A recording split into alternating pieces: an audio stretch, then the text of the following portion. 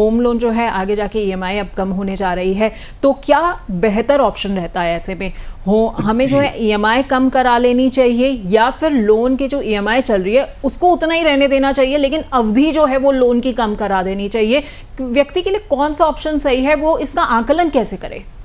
वो बहुत मुश्किल वाला प्रश्न है। मतलब ऐसा है कि अगर आपका हाथ तंगी में चल रहा है तो आप सोचेंगे यार बड़ी मुश्किल से तो ईएमआई भर रहा हूं, तो आप जाइए बैंक के पास में, बैंक को बोलिए हमारा तो ईएमआई कम कर दीजिए। पर अगर आप कंफर्टेबली ईएमआई सर्विस कर पा रहे हैं तो आपको ये एसएल में क्यों पढ़ने का, बैंक में जाओ और डॉक्यूमेंटेशन वगैरह कराओ, आपकी ईएमआई जो रेगुलर ईएमआई है वो चलने दो और उससे आपका जो होम लोन है वो थोड़ा जल्दी प्रीपे हो जाएगा। तो वो केस टू केस डिपेंड करता है। मतलब जो एक ही दवाई है वो सब पेशेंट को प्रेस्क्राइब नहीं की जा सकती।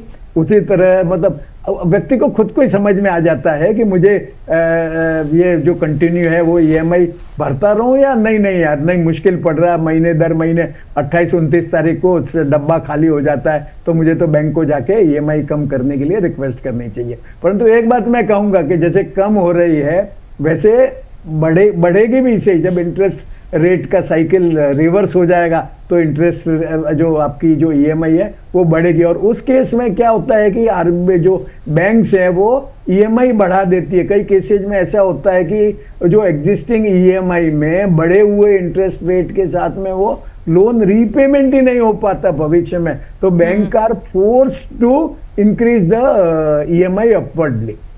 ओके, तो आपने ये बात तो बहुत अच्छी बोली है कि हर व्यक्ति के ऊपर जो है ये निर्भर करता है कि उसको आखिरकार क्या ऑप्शन लेना चाहिए, उसे अपनी ईएमआई कम करनी है या फिर आपको अपनी अवधि कम करनी है। तो जैसे सब दवाई जो है, बलवंत जी ने बड़ी सही बात बोली है कि हर दवाई जो है वो हर व्यक्ति को सूट नहीं करती है, आपको डॉक्टर से सलाह लेनी पड़ती है। तो आप अपने वित्तीय सलाहकार से, यानी कि जो आपके फिनेंस का डॉक्टर है ना, उससे भी ज़रूर सलाह लीजिएगा और जानने की कोशिश करिएगा कि आपके लिए कौन सा ऑप्शन जो है वो सही बैठेगा। बहुत बहुत शुक्रिया बलवंत जी आपका हमारे साथ जुड़ने के लिए, हमारे दर्शकों के सवालों के जवाब देने के लिए और हमें बहुत आसान भाषा में ये समझाने के लिए कि आखिरकार ये जो घटती हुई ईएमआई है ये हमारे लिए कितनी बेनिफिशियरी रहेगी या नहीं रहेगी, या हमें अवधि कम कर देनी चाहिए, क्या करना चाहिए आखिरकार। बहुत बहुत शुक्रिया बलवंत जी आपका। तो आरबीआई ने ब्याज दरों में जो है वो कटौती तो कर दी है और लोन लेने से पहले बस आपको क्या करना है, अपनी वित्तीय स्थिति को जो है वो आपको देखना होगा, उसे आपको परखना होगा और फिर ये सोचना होगा कि मुझे नया कोई लोन जो है वो लेना है